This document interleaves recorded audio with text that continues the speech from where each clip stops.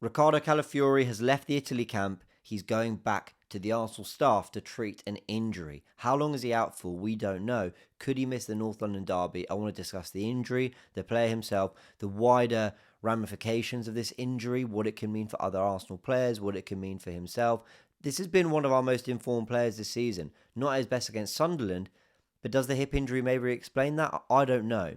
Let's go through the news first and foremost. Let's give you the quote from the Italy manager and the tweet from Fabrizio Romano. He says, Riccardo Calafiori has left the Italy camp today and returns to London to be assessed by Arsenal staff. He tried to be available, but he can't force it now, says Italy coach Gattuso. They've got a big game against Norway, their place at the World Cup. Listen, they've got some work to do. Mum and I are keeping an eye on that one. We're not particularly happy Italian football fans right now. Not all we're here to talk about, but just an update on that.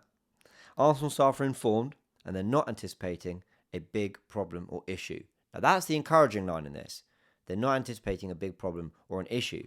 Now the original reports, and the reason I didn't do a video about this before, is actually because the original reports said he was maybe going to miss the first game but not the second game of international duty. Now it's bad enough that there was no point forcing it, risking it, pushing it, so he's come back to be with Arsenal and the Arsenal medical staff.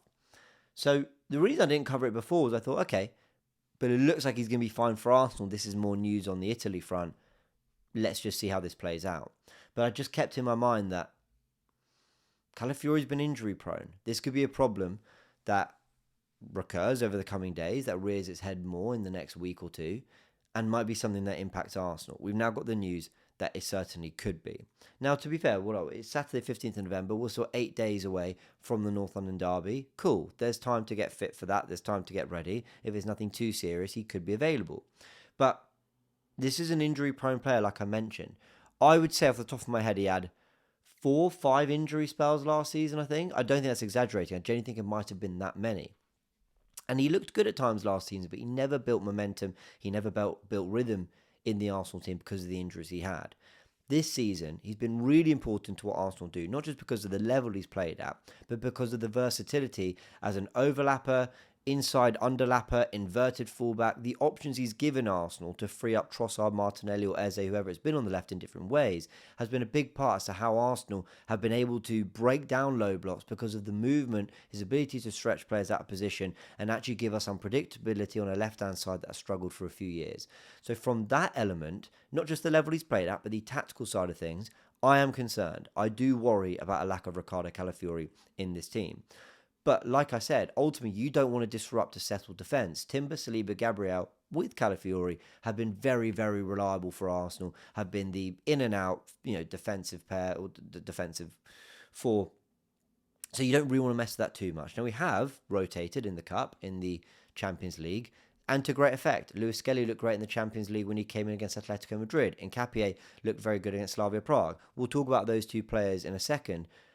But ultimately, when you've got games like Tottenham, Bayern and Chelsea all coming in a row, you want someone like Calafiori available. Like I said, we don't know the extent of the injury. We hope it's nothing too serious. But where I fear for him is that there's so many options now at left back who all offer something slightly different that I actually worry about whether he will win this place back as a regular the way he's had it this season so far. So, for example, let's take you back to pre-season. Ben White was looking brilliant, so good. He even started on the opening day at Old Trafford against Manchester United. I thought he played well. He looked great in pre-season, but when unavailable to play the week after against Leeds, Timber came in, and White wasn't out very long. He's largely been available this season, but Timber has the shirt. Because I think once you've got it and you're playing at a level that maintains it, Arteta's not going to do too much to kind of force you back in based on what you did before. He's worrying more about what he's seeing right now from his players.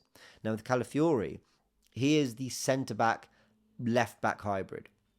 Nketiah is a left centre-back and a back three who had a real marauding up and down role. So of the 3 options we have at left-back, he's probably the one that suits the up and down, overlapping, crosses into the box style that maybe we've lacked since we lost to Kieran Tierney and we haven't played with that kind of left back for a while. Maybe Nketiah gives us that, though Calafiori has tried to in different ways. Lewis-Skelly is the central midfielder converted left back, so probably no one gives you more control in central midfield and allows you to dominate that area of the pitch quite like he does, and we saw that against Atletico Madrid too. So my fear for Calafiori is the route that Arteta takes could spell the end of Calafiori. This might sound very dramatic, I know, because he might be fine. He might start against Spurs and everything's okay. You all accuse me of Italian tax, right? An Italian bias. Here's me showing you that there's very realistically a world in which Calafiori doesn't win that place back so quickly and so instantly. He might have to wait for that opportunity to rear his head again, put in the performances, and then claim it back himself. But anyway, I've gone off on a tangent there. The way Arteta goes will be interesting, but I fear for Calafiori's future. Now, which way will he go? I'll start with Nketiah. Probably the closest in profile to Calafiori, the two options.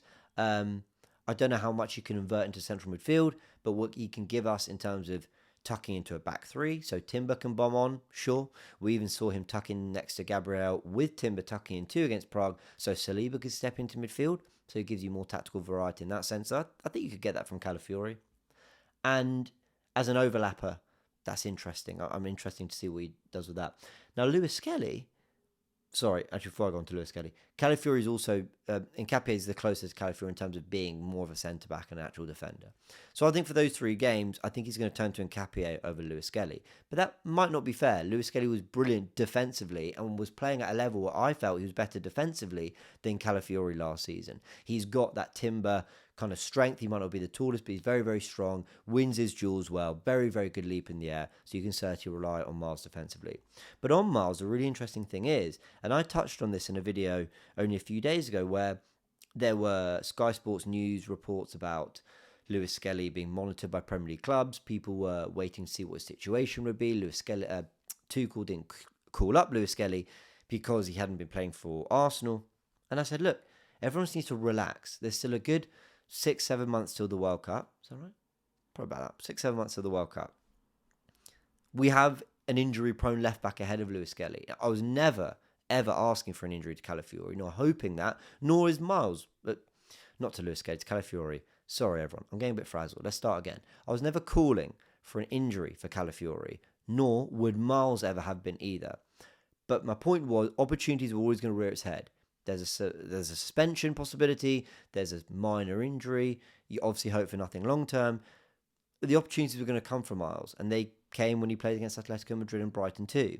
So this idea that he had to leave Arsenal to get the kind of experience he needs is ridiculous, because he was brilliant against Real Madrid, playing way ahead of schedule at a level that none of us expected him to. And right now he's not got his place in the team. That's fine.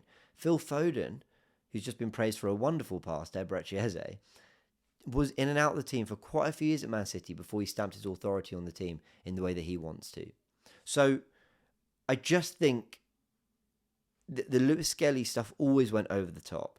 People were going way too far with what Miles might need to do to go and get the exposure he needs, to get the platform he needs to go and play and improve to hopefully get a space in the England squad. I've always felt that was ridiculous. And only a few days on, we're seeing that there now might be an opportunity. Where this becomes an interesting chat is if Nketiah really is going to just play for Calafiori at left back, then lewis-skelly suddenly finds himself third in the pecking order, and I wonder what Arteta's plans are to play him in midfield or give him certain games at left back. But I'm not worried about this, because Arteta's shown he loves the player and trusted him in incredibly big atmospheres, big games, with big tasks, and Lewis-Skelly's shown a big personality. So, all in all, I really hope the Calafiori injury is nothing serious. I hope he's fit to start the North London derby, because he's been really, really important for Arsenal. But we know he's an injury-prone player. I don't think this will be his last of the season, and opportunities will come for our new signing Nketiah and for Miles Lewis-Skelly, who had the shirt last season. I did record just now a video reacting to everything everyone said about Eze's goal and the Phil Foden pass. That's out later on the channel. Just repeat something I say later on that video. This is a new format. If you like it, let me know in the comment section below. We want to do more videos which are, we want to give you some proper audio. We want to try and, give you this information and this news in a slightly different way. So if you like the way we're packaging Goonerverse news, let me know in the comment section below.